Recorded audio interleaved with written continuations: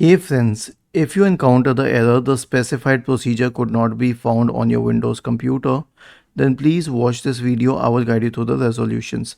Now, the first one is to reset the problematic app.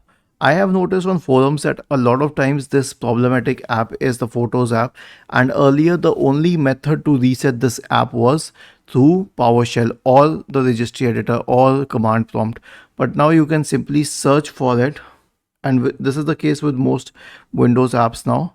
Click on App Settings, scroll down, click on Reset, and then on Reset once again, and this should fix the problem. And you can also try the repair tool, by the way. Now, if this is a generic problem with system apps, then you can also try performing the SFC scan. So search for command prompt in the Windows search bar and open Run as Administrator. Type the command sfc /scan now and hit enter.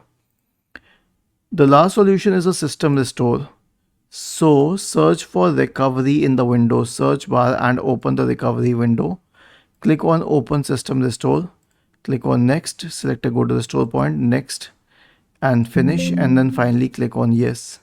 Was this helpful? If yes, then please subscribe to the channel, and if not, then let us know in the comment section of the video on how we could help you further. Thank you for watching this video and have a nice day.